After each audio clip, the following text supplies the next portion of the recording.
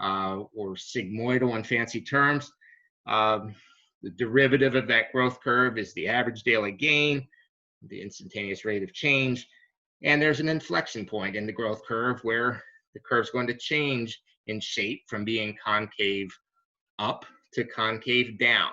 Those things are technical, and we're not going to have a technical class, but I want you to understand that there are aspects of that growth curve that relate to how the animal is behaving too. And so for our purposes right here, right now, let's focus on those X's in the individual lines. And if you think back to, we were talking about some scaling of operations in the first webinar, the optimal or magic number for a sheep operation. There was a point of diminishing returns in that graph too, where growing the flock by additional sheep was not increasing returns or was exceeding resources. In this case, there's a point, it's denoted by those X's, which is a point of maximum returns where the growth of the animal slows down. And at that point, it's most efficient to not keep that animal longer because it becomes a cost liability.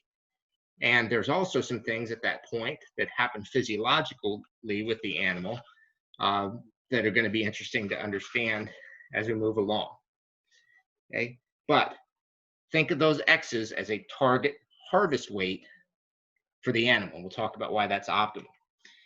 When we dig into target live weights, there's a lot of range in the sheep industry. The sheep industry does not produce a commodity. Sheep is a specialty protein. There's a wide range of carcasses that are acceptable, a lot of different scenarios with inputs and breeds and so on and so forth. Typically the range for finished lambs, which are taken to heavyweights and sold on a retail cut basis generally, is from 90 to 150 pounds. That average works out to be about 125 depending on the region, and I would submit that that's probably a little bit high for the local region here, particularly in grass operations, due to the high cost of grain and the cost of overwintering sheep here. That is also combined with this high price opportunity that we have locally for light, or slang term hothouse lamb markets. And I've been on some operations where it simply did not pay to feed those sheep to heavier weights. The greatest point of profitability was pretty much immediately after weaning. Okay, and so if we look at that growth curve, there's also some rationale for that, where the point in each of those curves that's encircled in red here is the point where that curve is going through an inflection point. It's changing from concave up to concave down. And after that point, which is, in economic terms, a point of diminishing growth, but that means the growth rate is slowing down.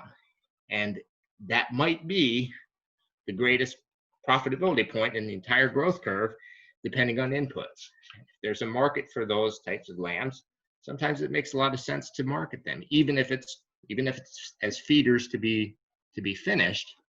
We've got to look at those price opportunities. One thing that I can't stress enough in terms of growth, meat quality, and composition is that the most important tool on the farm for evaluating meat quality is a scale.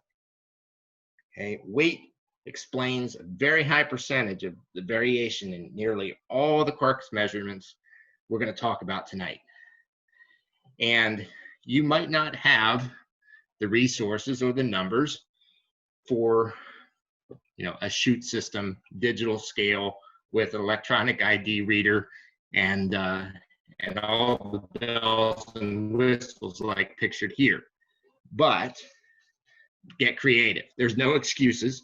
If you're trying to develop a brand and a quality product, let alone increase profitability, make genetic improvement, the weight of your lambs and having a way to know that information, record that information, and make decisions on that information is essential. So even if it's just a bathroom scale, I've been there holding lambs in my arms and doing some subtraction. You got to know the weights of those lambs to be able to know the rest of what's important. Okay. The next step from live weight is carcass weight. And many times, carcass weight is the pay basis for lambs marketed locally here. Okay. The extreme range in carcass weight is probably 30 to 100 pounds, although I've sold some 26-pound carcasses to New York City. Normal range is certainly narrower than that, 45 to 75 pounds, and that's probably the difference between more grass-based versus more grain-based operations here.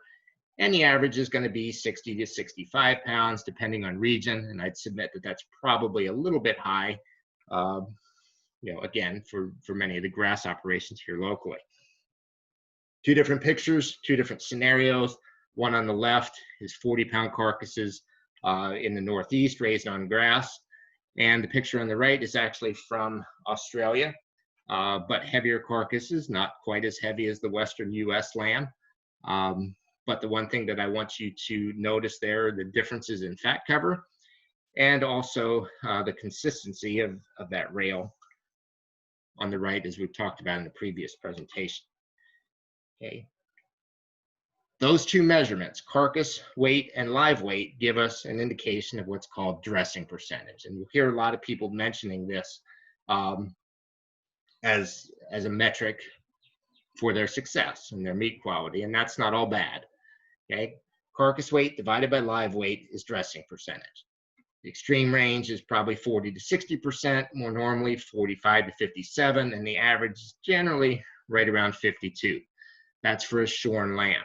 What are the things that influence dressing percentage? Well, the way to think about that is what's on a carcass and what's not. The fleece of a sheep has a weight, but that doesn't end up on the carcass. Okay, the gut fill, and particularly a ruminant that has a lot of capacity to consume a lot of forage, has weight that doesn't get represented in the numerator of that equation. It's not on the carcass. It's certainly part of the live weight. Those two things are going to decrease the dressing percentage as they get heavier. Muscle also drives dressing percentage, and heavier muscled sheep have higher dressing percentages. But the biggest one that a lot of people don't fully realize that drives dressing percentage up is fat.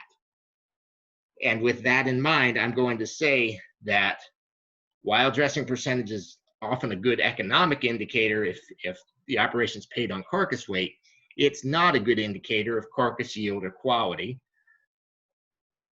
because fat to excess is problematic. And that's going to segue us back to composition and thinking about how these various tissues in the body grow. So meat animals are made up of three important tissues, or a meat animal carcass is made up of three important tissues: muscle, fat, and bone. The carcass doesn't have a growth curve, but if you think about those tissues over the life of the live animal, muscle is typically the highest percentage tissue in the body. Bone is, at least after a certain point in growth, the lowest, and bone levels early and stays relatively static. Muscle follows an S-shaped curve, eventually plateaus at maturity, and you see an arrow there, which indicates some physiological maturity. And fat is less predictable. A lot of that depends on nutrition, but if this curve were to continue, muscle and bone would plateau, and fat, in theory, could continue to keep going up and up and up. Obviously, there's an upper limit of that, but a sheep can be made pretty obese with age and nutrition. So understanding that point of physiological maturity is going to become pretty important. And I will define physiological maturity as the point in the animal's growth curve where the tissues are in the optimum percentages to create an optimal yield and quality for the lamb carcass, which means that there's enough fat to drive flavor, but not so much fat to influence cutability. And muscle has increased to the point that it's maximized, but it hasn't been pushed past that point where the weight gain the animal continues to put on is mostly due to fat. Okay, there's some neat mathematical equations for figuring out the point of physiological maturity. And this isn't, dead nuts, always right, but it gives you a pretty good indication. And I've gotten one step ahead of myself, so let me backtrack. As an animal deposits fat, that happens in several directions. Okay, there's fat all throughout the body. There's internal fat, fat between muscles, fat outside of muscles, and fat within muscles. And an animal's going to deposit fat from the inside out. So if you see an animal that's fat on the outside, you know the organs and all the internal cavities are going to be loaded with fat. Fat deposits from the front to the rear of the animal and from top to bottom. And so to be able to determine the deposition of those tissues, one of the things that is pretty necessary with sheep, particularly if they have long fleece and the eye is misleading, is to handle those fatty deposits. And that's a hands-on lab that's going to be easier to do when we're not dealing with a pandemic, but being able to physically palpate the difference between fat and muscle gives us an indication of where that animal is in its growth curve and physiological maturity. And if we find an animal that's loaded with fat in the rear and toward the bottom, but even the top of the rear of the animal, so around the tail head, down in the seam of the twist between the legs or the rear flanks, we know that animal is loaded with fat throughout the rest of the body. Okay, physiological maturity, that point where fat becomes optimized in terms of our growth curve and feed efficiency and carcass yield and quality. The target live weight for a market lamb is approximately 64% of the average ewe weight of the parent breeds. That's a little bit confusing terminology, so let me work through an example. Okay, let's go back to our terminal maternal cross that we breed a Suffolk ram to a Dorset ewe. Okay, they each have a weight, but we're not worried about the ram's weight. We're worried about his mother's weight. Okay, the ewe weight of those two breeds. So let's say the Suffolk ram's mother weighed 200 pounds, the Dorset ewe and her mother weigh 150. The average of those two ewe weights is 175 pounds. And 64% of 175 is 110 pounds. That means that Suffolk and a Dorset of this size, 200 and 150 pound ewe weights, would combine to produce a 110 pound live lamb in terms of optimal physiological maturity. I challenge you to do some weighing and see where you are with your target carcass weights relative to your ewe flocks, because there's a lot of opportunity for inefficiency here if we're marketing lambs too early or we're trying to get them too heavy relative to what their parental breeds are capable of. Okay, this is not a hard and fast rule, but it's a pretty good rule of thumb. And of course, physiological maturity is driven by fat. Now, this is a live weight equation. There's also an alternative way to look at this, and you can thank me for this later. You won't find this published anywhere, but the math works out pretty handy, because if we look at the target carcass weight of a lamb, and oftentimes we talk about our carcass weights, the target carcass weight is generally 1/3 of the average of the ewe weights. That's live ewe weights of the parent breeds. Why is it 1/3? Well, the 64% we talked about before, multiplied by a 52% average dressing percentage, 64% times 52% is 33 1/3. Okay, so that means if we have a target carcass weight of 40 pounds, we're looking for an average ewe weight of the two parent breeds, which may be different or they could be the same, depending on our system, of 120 pounds. all the way up to 75-pound carcass weight, 225 pounds. And I'll let you do the math on the individual examples here, but this helps you understand or gives some quantification to whether your system is in alignment relative to what you're using and what you're trying to produce a lamb that's going to be in an optimal point of physiological maturity in terms of both its feed efficiency and its carcass merit. Okay, so we focused a lot on weights, but lamb quality is certainly a lot more than weight. Said in the beginning, lamb quality is defined by the consumer. You know, what does a consumer want to eat and what would they like to purchase? Okay, and so there's a lot of indicators or attributes of those decisions. Thinking about a pleasurable eating experience, they want a product that's tender, juicy, flavorful. In terms of purchasing decisions, they're looking for a value, which might be attributes of quality relative to price, or it might have something to do with the production protocol of how that lamb was raised, grass-fed, organic, etc. Or that value equation could just be a matter of how much of what is purchased is actually edible versus wasted. Okay. But the most important thing, as I've said before, with lamb quality in terms of customer satisfaction is going to be consistency, because without consistency, it's very difficult to build a brand. It's very difficult to build customer loyalty.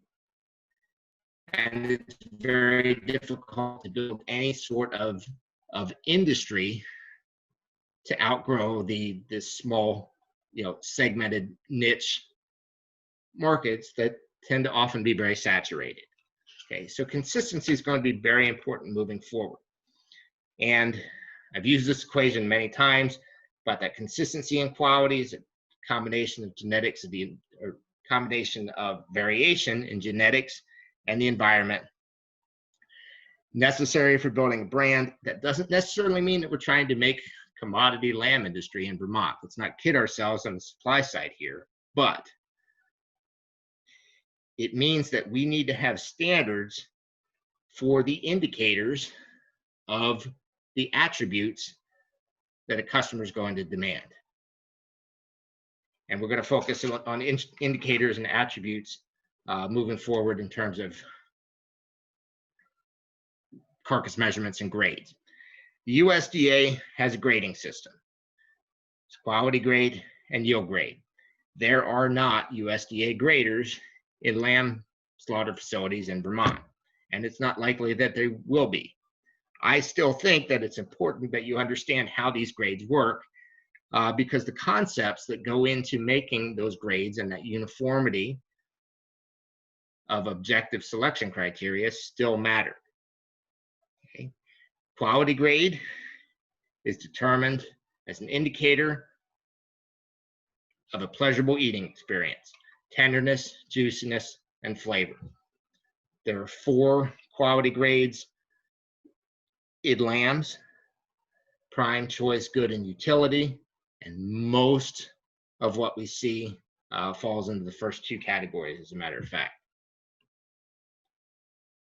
There occasionally are some good grade lambs. They're not very good. Probably was a little bit of a progressive naming situation there with good grade lambs. Most lambs are prime and choice. Okay, there's also yield grades in USDA, and the attributes that are measured by a yield grade are the percentage of boneless, closely trimmed retail cuts, or you'll see BCTRC as an abbreviation, that come from a carcass. There are 5 numeric yield grades, 1 through 5, and the lower numerical yield grade, so the closer to 1, the higher the percentage of boneless, closely trimmed retail cuts. The higher the numerical yield grade, the lower the percentage of boneless, closely trimmed retail cut. And that yield equation, of course, is going to indicate profit for the producer and waste reduction for the consumer.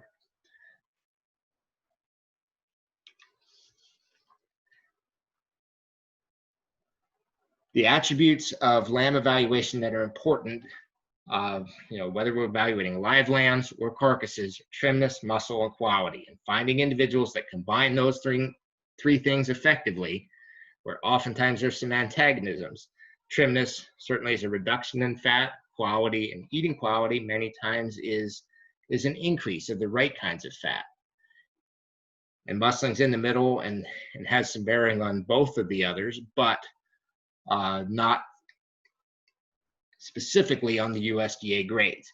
USDA yield grade is driven by trimness, does not include muscling. If you're familiar with yield grading in beef cattle, there are muscle adjustments in that yield grade equation, not in sheep.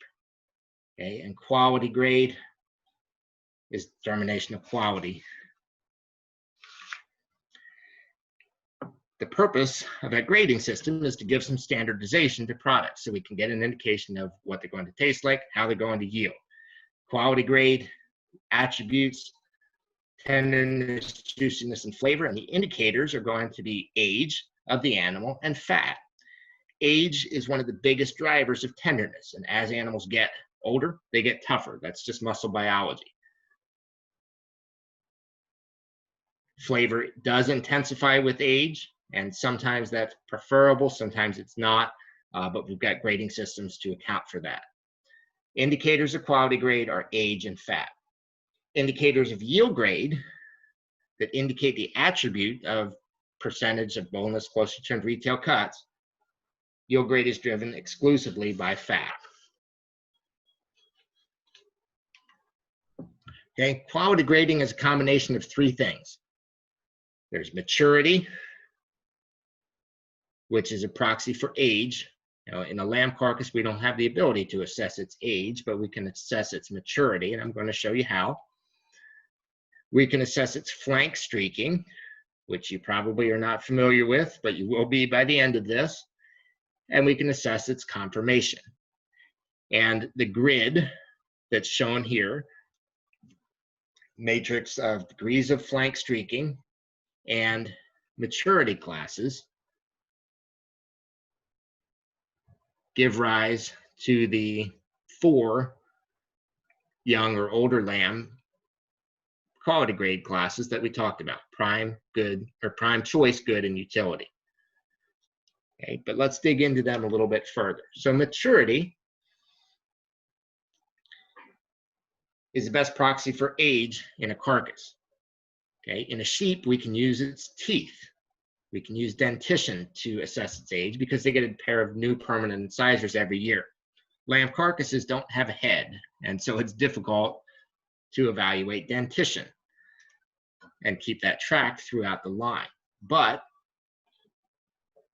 as an animal gets older, cartilage in its body, the joints, and connective tissue, many of those ossify or turn to bone over the course of their lifetime. And one of them that's handy for evaluating maturity, happens right around a year, is on the foretrotter, which is the cannon bone of the front leg. And whether that breaks in a break joint, which is shown on the top right, on the left-hand side, the 2 separate pieces, or if those 2 pieces have ossified together and the joint breaks at a spool joint, which looks like the round end of a spool, that's a determination of whether that lamb or whether that carcass is classified as lamb or as mutton, which is carcass definition for sheep older than a year old. Okay. There's also some color grading, which is evaluated in the colors of the flanks inside the carcass. Lambs are bright, light colored. Mutton carcasses are darker. Whole spectrum of that we're not going to get into. And you also can look at the color and the shape of the ribs. Lamb ribs are red and round. In an older mutton carcass, the rib bones are white and they're flat. Okay, the biggest difference for maturity is the difference between a break joint and a spool joint, and those are pictured at the bottom right for you, carcass level. Okay, flank streaking. Flank streaking is in the rear flanks of the animal inside the carcass. It's an estimate of eating quality, tenderness, juiciness, and flavor. It seems like kind of a random place to measure sheep, but there's some rationale for that. Flank streaking is associated with marbling. Okay, marbling is intramuscular fat within the muscle of the loini. You're probably very familiar with that in a beef context, but sheep have marbling too. It's less variable and less pronounced. But flank streaking is also intramuscular fat, which can be evaluated from the outside of a carcass, and it's associated with marbling inside the high value muscles. Okay, convenient or inconveniently, for measuring marbling, lamb carcasses are not typically ribbed open, cut open at between the 12th and 13th rib in a lamb plant by the time they go to grading. And so flank streaking is used to evaluate quality grade. Now, those two factors, maturity and flank streaking, combined give a preliminary quality grade, and that quality grade can be adjusted based on a third classification we mentioned before, which is conformation. Okay, conformation is simply a description of shape, and meat animal shape is difficult to describe, but when you see the differences from left to right in terms of a shapely, heavier muscled carcass on the left, it's grade prime conformation, all the way to the right of a good grade lamb, there is more meat animal shape on the left. Okay, conformation can also be described as width relative to length, and a longer, narrower carcass has a lower conformation score. Okay, conformation can be influenced by both muscle and fat. Normal range is a little bit farther to the right of what's shown here, but high prime to low good. Average low choice right in the center of this picture, and most lambs end up grading prime and choice, but their conformation scores have potential to pull them down. Okay, those are assessments of quality grade, but we've also got some cutability measures that factor into yield grade. Lambs are ribbed between the 12th and 13th rib. They have 13 ribs, and that location is the break between the wholesale rack, primal cut, and the wholesale loin. For that reason, fat thickness, back fat thickness, is measured between the 12th and 13th rib, typically over the 12th rib, because that's what's hanging closer to the ground, or when the lamb is hung by its rear legs. That fat thickness is measured at the center of the loin muscle, as shown the bottom image. There's an arrow on the right-hand side, the midpoint of that loin muscle, showing the back fat thickness, which is the distance from the outer surface to the edge of the muscle. There can be quite a range in back fat thickness, but typically average is about 1/4 of an inch. That's a pretty low magnitude measure that's not highly variable. It's variable, but not highly variable. And so 12th rib fat thickness can be adjusted based on body wall thickness. Body wall is also shown here, 5 inches from the spinal column on that same side. Total tissue thickness, and there's a wider range, greater magnitude, thus a little bit easier to do some working with statistically. Average is about 8/10 of an inch, and a lamb that has more body wall thickness than its back fat thickness might indicate would have its back fat thickness adjusted upward to reflect more accurately the total fat on the body. little bit of a complicated concept, but it all comes down to subcutaneous or surface fat thickness, which is a highly statistically significant indicator of the percentage of boneless, closely trimmed retail cuts that come from a carcass. But we also have a muscle measure, and in a carcass, specifically relative to high value middle meat cuts like rib and loin chops,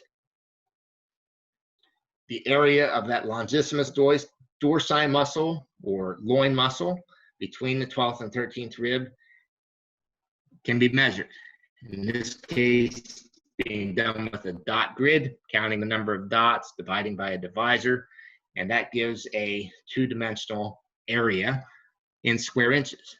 Range of that might be from all the way down to 1 to 4 inches on a typical carcass-sized lamb. Average is going to be generally slightly below a 3. But from experience, this measure can be all over the place, and there's a lot of opportunity to improve muscling in sheep by focusing on loin-eye area. Again, there are other muscles in the sheep's body, but loin-eye area tends to be predictive of total muscle mass, and also, like I said, is a measure of muscle size where the highest value cuts are located on the body. Okay, so yield grading is an indicator of the percentage of closely trimmed, boneless, closely trimmed retail cuts that come from the carcass. The equation for lamb yield grading is very simple, and that takes the adjusted 12th rib fat thickness in inches, which could be adjusted for body wall thickness, but might be, we mentioned an average of 1/4 of an inch, 0.25 times 10 plus 0.4. So 0.25 times 10 is 2.5 plus 0.4. The yield grade would be 2.9. Let's work through a couple more examples. Okay, if a lamb has a fat thickness of 0.15 of an inch and a ribeye area of 3.4 square inches, we look at this lamb, looks like a very trim lamb, expressive muscle, there's a lot of shape there, and we look at the cross section, we see a lot of red meat, not a lot of wasty fat. We would expect this to be a high yielding lamb, and it is. Okay, 0.15 times 10 is 1.5 plus 0.4 is yield grade 1.9. That falls into the category of yield grade 1. That's the highest yielding yield grade there is. The other end of the spectrum, this lamb has 0.45 of an inch. Look at the cross section, we see a lot more white than red, particularly down in the body wall. Ribeye area is smaller. And when we look at the outline of the carcass, the widest part of that carcass is in the center.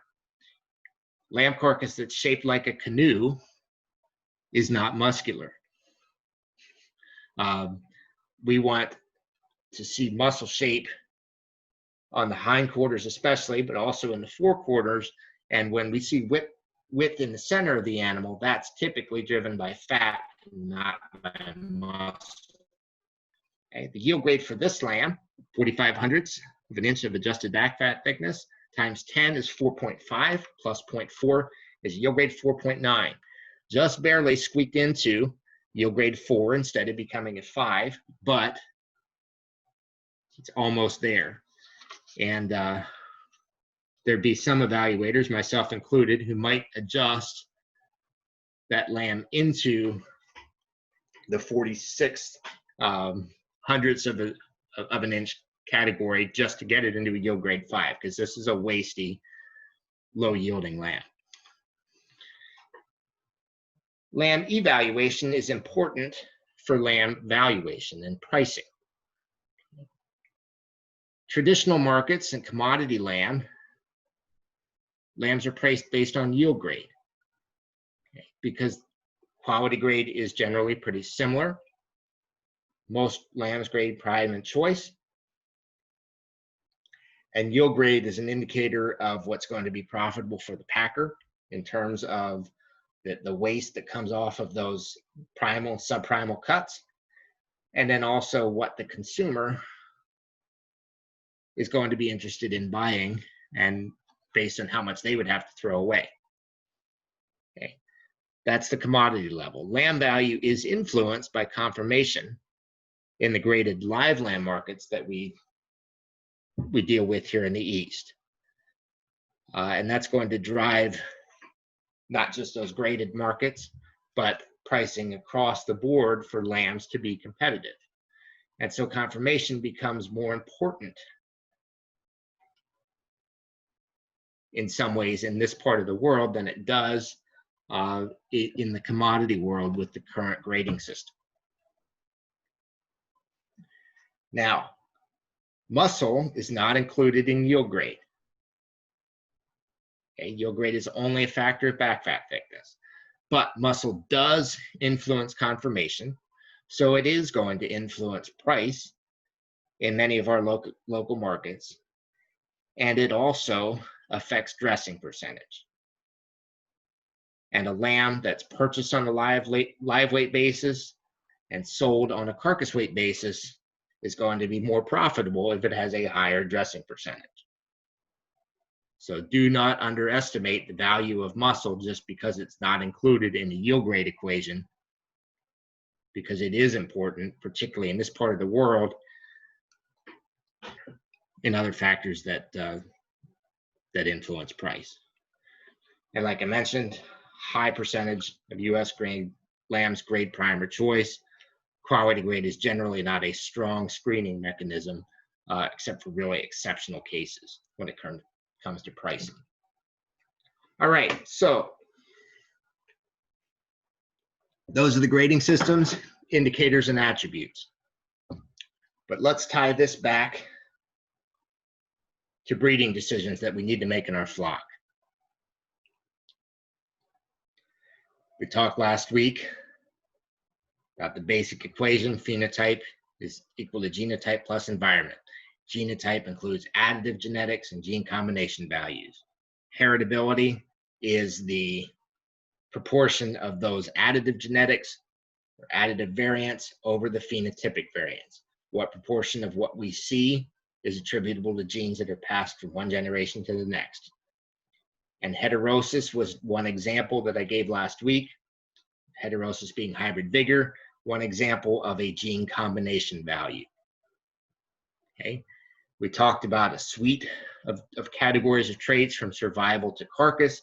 Focus on carcass here on the right-hand side, and carcass traits are highly heritable. However, their response to heterosis is low. And that should suggest some implications for how to improve carcass traits in a selection and breeding program. Having a high heritability, they're going to have a high response to selection. Having a low response to heterosis, they're going to have a low response to crossbreeding.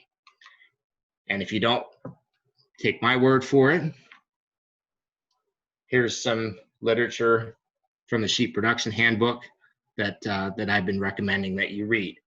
Heritabilities for carcass traits, shown here with the exception of dressing percentage, which is variable for a lot of reasons that you could probably guess between wool and gut fill and so forth.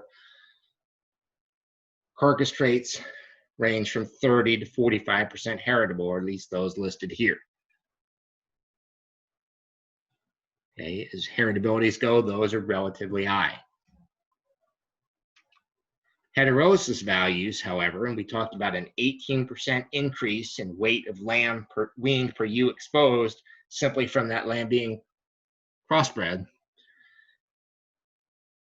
The proportion of that that's attributable to carcass traits is approximately 0. Okay, there is not going to be a significant advantage gained in carcass traits from heterosis or from crossbreeding. And so we think about how to make change in a breeding program.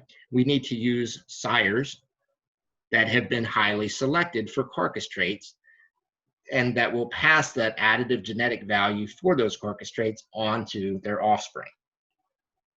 Now, there's ways to select for these traits. We can use carcass data, go into the cooler, take measurements. Okay, but that's pretty difficult for an animal that we want to use for reproduction because they don't tend to reproduce very well after they've had their head removed. So many times for carcass data,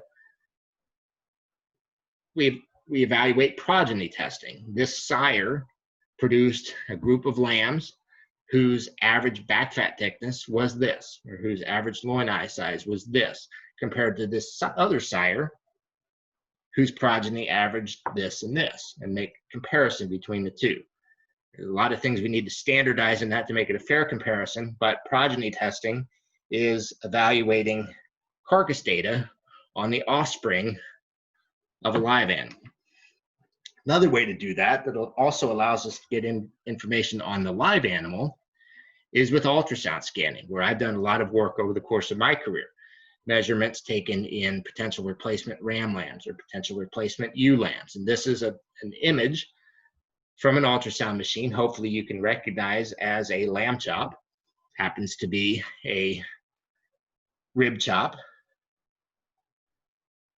where we can see the bright echo of back fat thickness at the top of the image and the darker loin muscle, an oval shape in the center.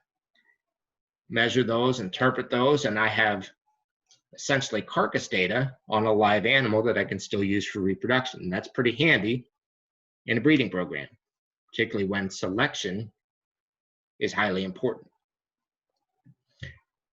Anytime we take these data, we need to make sure that we adjust them properly to a constant endpoint that allows us to compare apples to apples.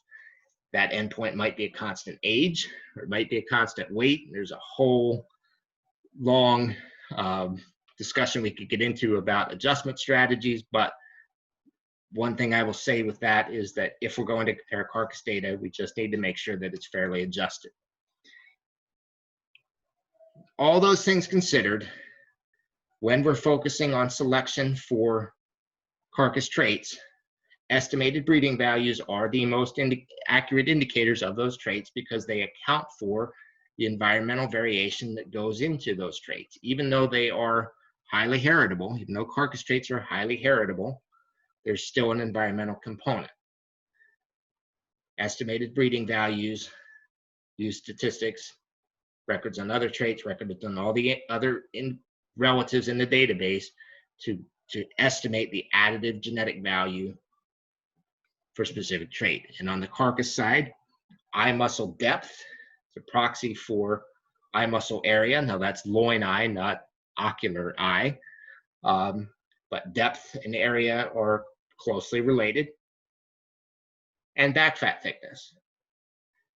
And those would be the two carcass EBVs that I'd recommend evaluating for a breeding program if we were looking for a sire to contribute additive genetics for carcass merit to a breeding program.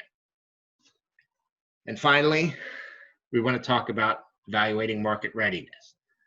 Now, hopefully, after this presentation, you can understand why the point that a lamb is ready for market is more sophisticated than simply when my calendar appointment is with the slaughterhouse. Now, I fully recognize that processing appointments are a challenge here locally, particularly with COVID. Okay, but timing harvest is a key component to developing any sort of quality, consistent product, brand, or industry. And when we're trying to target that harvest date, a target weight, I would say, is an absolute minimum. You need to have a scale. That weight is going to explain a lot of variation in the other traits. Next, an optimal degree of finish, which is mostly driven by fat, and also targeting that lamb at a point where its conformation is optimal to produce a quality product. Okay, and without getting into a long, discussion about evaluation, hopefully you can look at the third animal from the left, the presentation here, and see that that animal is not market ready compared to others. It lacks both finish and muscle driving conformation. Okay. Even with the challenges with timing processing, there might be opportunities for investment in vertical integration between the producer level and the slaughter level. That, of course, is expensive. Owning slaughter plants is expensive, and the bottom line of a slaughter plant depends pretty heavily on throughput, on supply, particularly in the off season. Now, is there going to be enough product that can move through there in the winter and early spring to keep the operation viable?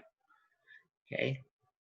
And maybe that's a matter of pooling resources among producers and controlling the supply side so that collectively can make sure that there are always lambs available from somebody in a cooperative system all throughout the year.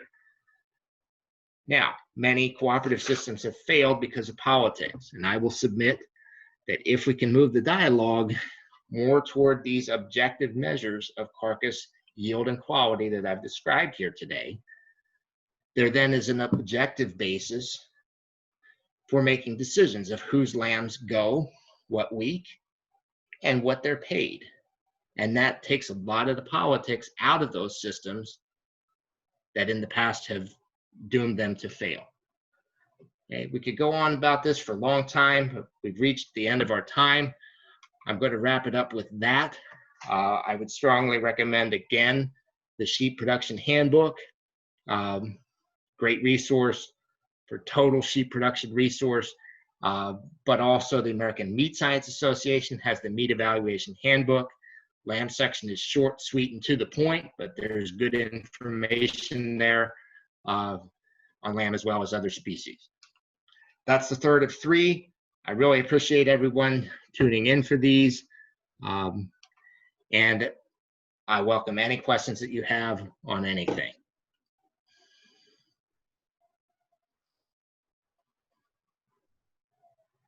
See if I can find our chat box here. There we go.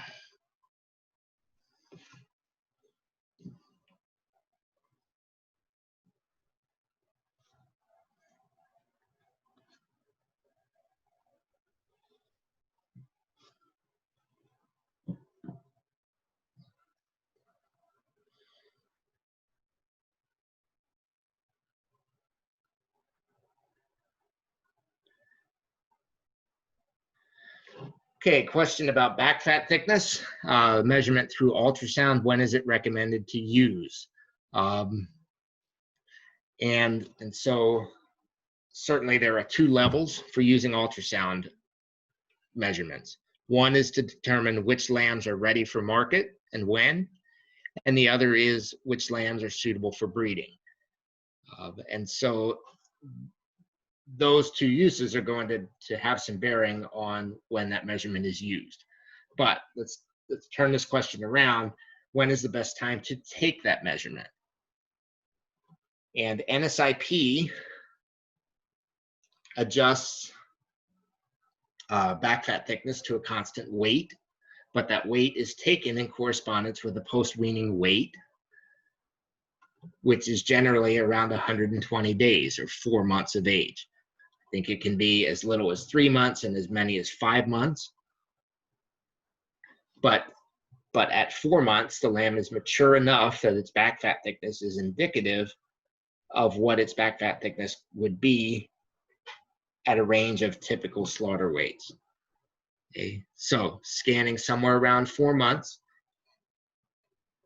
for both meat lambs and potential breeding stock is suitable. If we have access to an ultrasound machine, an opportunity to scan them more frequently, we could do it on a weekly basis. Scan a pen of lambs and figure out which ones are optimal. But certainly that requires access to the equipment.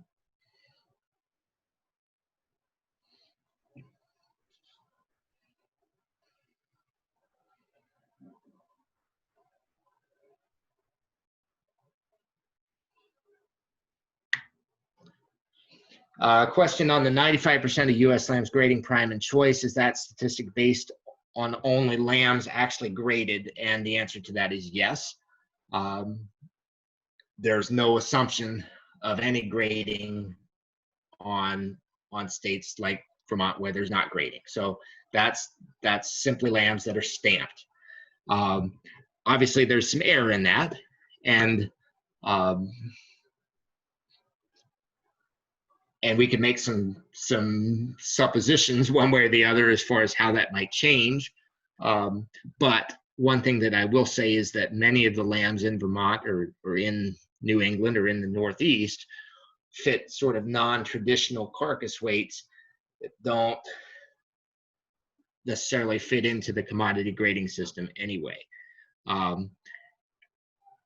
The quality grading system for commodity lamb is pretty loose, and frankly, that's unlikely to change unless, and we're starting to see this, there's more focus on instrument grading or image-based grading that's mechanized as opposed to subjective grading from an inspector or a grader.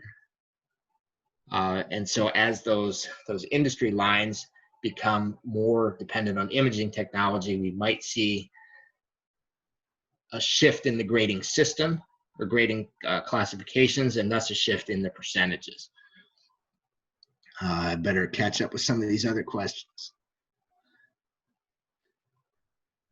Okay, talk a bit more about how to improve taste through management practices for grass-fed sheep. So one big thing that comes into play there is not all grass is created equal.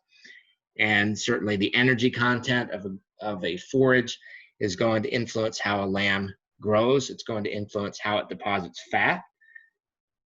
And just like, in many cases in human nutrition, forage that's higher in sugar, higher on a Brix refractometer measurement, is going to have higher energy content, be more conducive to fat deposition, and also be sweeter. And that taste does come through in some cases in meat.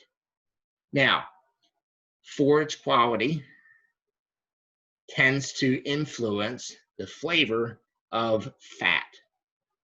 Okay, fat drives the taste of lamb more so than the taste of the lean itself. And so we can get into a long discussion here, but there are differences, in color of fat, for example, between a grain-fed versus a grass-fed animal, and grass-fed fat is more yellow than grain-fed because of the beta carotene and the starch content and so on and so forth. But many of the nutrient profiles that we're interested in, the fatty acids of the meat, originate, at least in basic form, from the forages themselves. The other thing, as far as influencing taste, is managing the other aspects of quality. Okay, fat was one of them, and flank streaking, but the other is maturity. And maturity, showed in the composition change slide, maturity influences the deposition of fat. Animals get fatter as they get older, but maturity also influences the texture and the composition of the lean or of the muscle. As an animal gets older, the muscle gets tougher. And while that might not influence taste in the traditional sense, it's certainly going to influence an eating experience where most often a person would prefer a more tender product coming from a younger animal. Now, there's also antagonisms with that. And flavors are going to intensify as an animal gets older. Sometimes that's desirable in some cultures, other times it's not. And so we need to know who we're marketing to and what the preferences are for. But sometimes extremely young lamb that's very tender is not preferred because it is more mild. Okay, so understanding the audience becomes very important in knowing how to manage those grass-fed sheep and those forages for eating quality. We could spend a lot of time on that, but that's the answer to that in a nutshell. Explain heritability for carcass with heterosis in a crossbred versus purebred. Not sure understood the point. All right, so heterosis can occur in purebreds if those purebreds are from strains that are relatively less related to each other. Heterosis just means that the genes that combine are different. They're not related by a common ancestor. Okay, but as I mentioned in the last slide, heritability or heterosis, hybrid vigor, is the most powerful tool in animal breeding for the most economically important traits. But the most economically important traits tend to be the lower heritability traits, such as fitness and reproduction. Okay? And so where crossbreeding is a valuable tool for improving those traits, crossbreeding is a less valuable tool for improving carcass traits in a crossbred system, because those traits are more heritable, thus they're more driven by additive genetics, thus they're more driven by selection than by crossbreeding. Okay, and so if we need to bring in new blood in a crossbred or a purebred system, doesn't matter,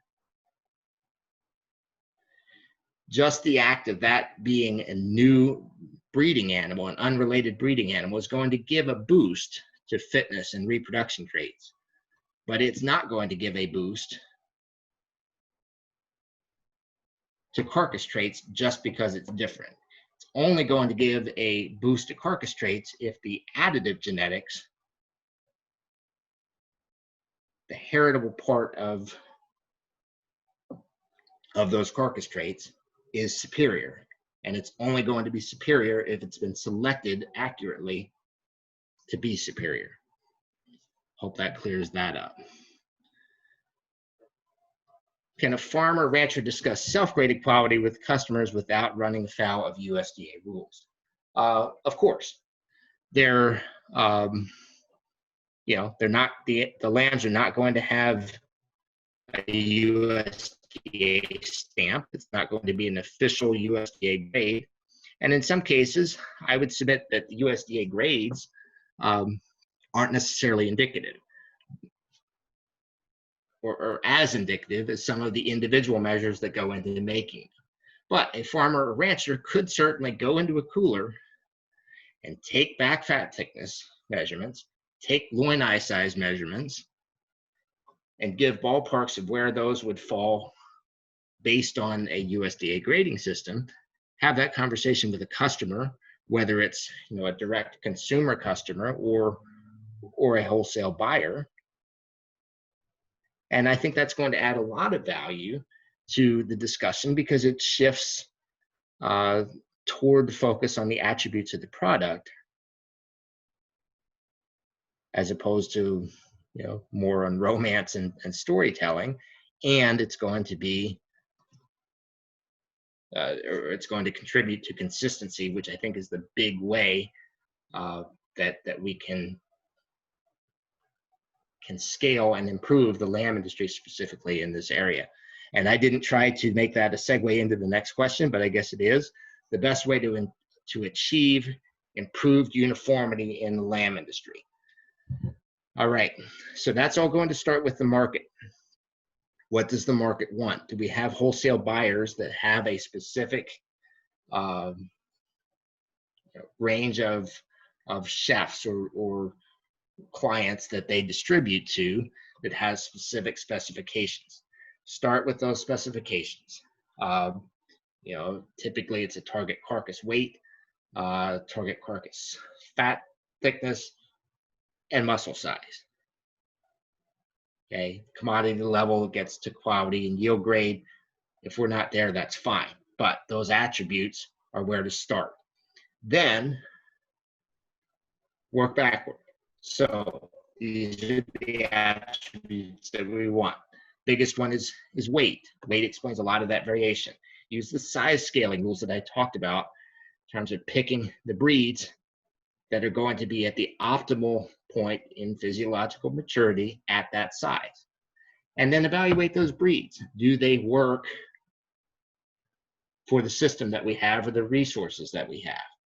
Now, one of the biggest challenges in the lamb industry in New England is that many of the operations are small. Many of the operations have different breeds or different types of animals from each other, and even within their own system, there's a lot of different diversity in breeds and sizes and shapes.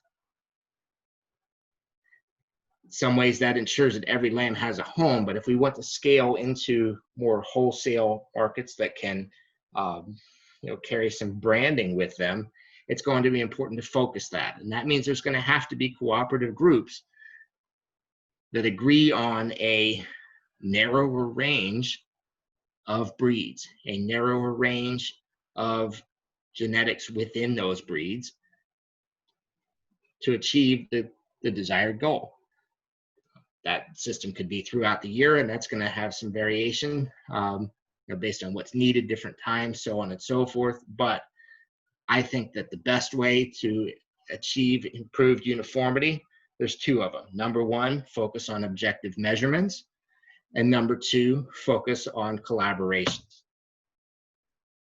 Because no one is going to be able to supply all the demand that we've got for lamb in this region on their own.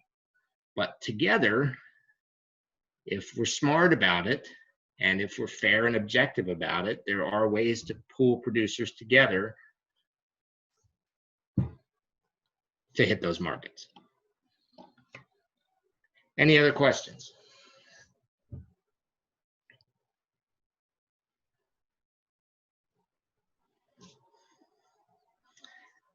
All right, going to wrap it up with that. Thank you all very much for your time. And these recordings will be available. They'll be distributed when the links are ready via the announcements with Eventbrite. And more than likely, they'll be posted on the VSGA website. If anyone has any questions that come up at any time, feel free to contact me. My information is here. And I welcome your inquiries. Thanks again, and everyone have a good night.